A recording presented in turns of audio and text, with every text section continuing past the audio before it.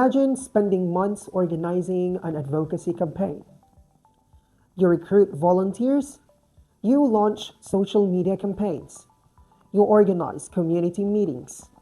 Thousands of people participate. Now let me ask you one simple question. How do you know whether any of it actually worked? Did people simply attend your activities? Or did your campaign actually create meaningful social change? Good day, everyone. My name is Janjan Alanzalan, a Doctor of Communication student at the University of the Philippines Open University, and currently working in procurement and supply chain management here in Sydney, Australia. Welcome to Phase 2 of our Build a Movement series for Module 9 of COMM 380 under Dr. Melinda de la Peña Bandalaria. If you watch our Module 4 presentations, you may remember that our team guided you through 6 levels of building a movement. Together, we identified the cause, explored different social mobilization theories, gathered resources, recognized political opportunities, amplified our message, and learned how movements become sustainable. But today, our journey continues. Instead of asking, how do we build a movement? We now asked, how do we know whether the movements actually made a difference? Across the next 7 presentations, our team will introduce 7 evaluation instruments that together form an evidence dashboard for monitoring and evaluating advocacy, communication, and social mobilization or ACSM programs. Today, I have the privilege of introducing the very first instrument, the compass. By the end of my presentation, you should be able to distinguish monitoring from evaluation, understand the results chain used in ACSM programs, identify the 4 major types of evaluation, and appreciate why monitoring and evaluation are essential for achieving meaningful social change. Let's begin with the most basic question. What exactly is monitoring and evaluation? Think about using Google Maps while driving. As you travel, Google Maps constantly checks whether you're still following the correct route. If traffic changes or you miss a turn, it immediately tells you to adjust your direction. That's very similar to monitoring.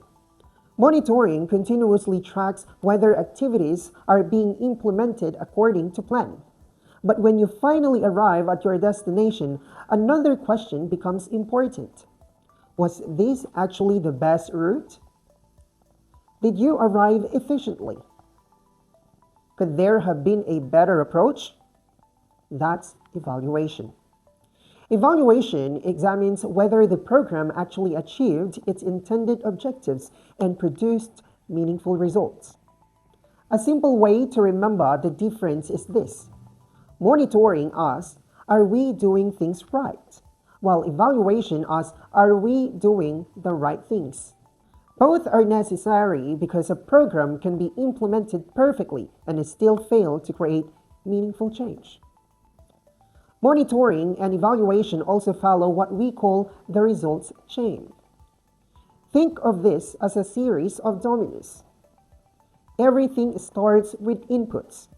These include funding, staff, communication materials, partnerships, and other resources invested in the program.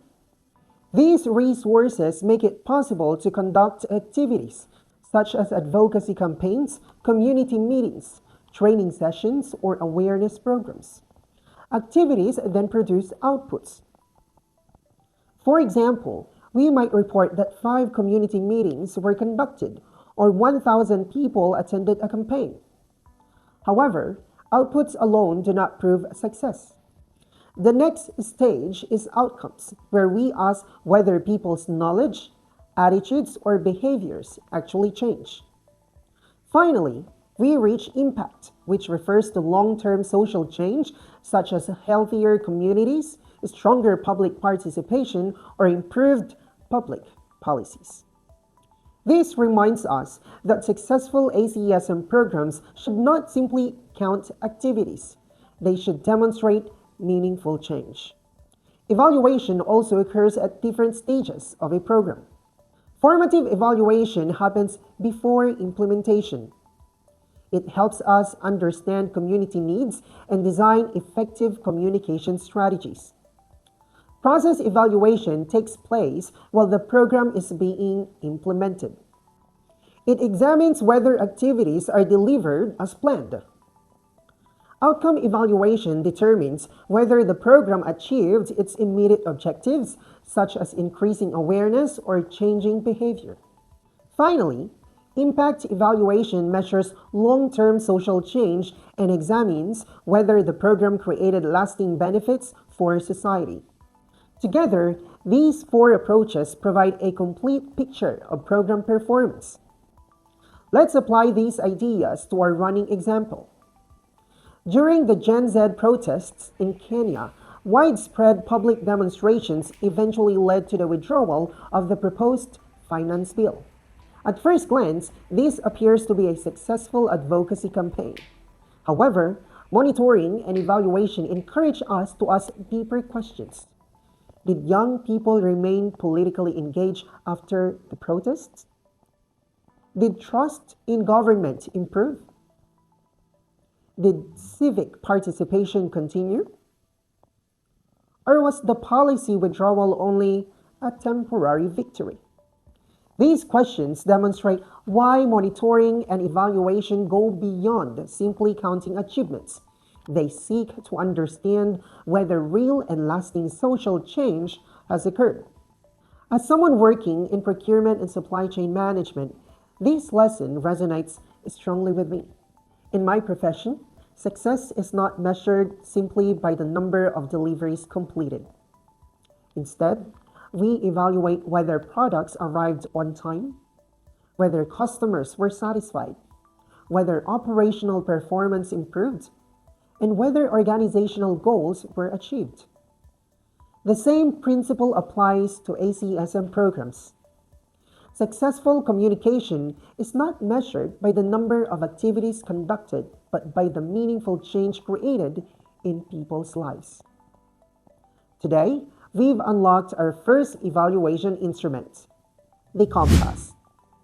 Because before we can measure success, we first need to know where we are going. Without a compass, every direction appears correct.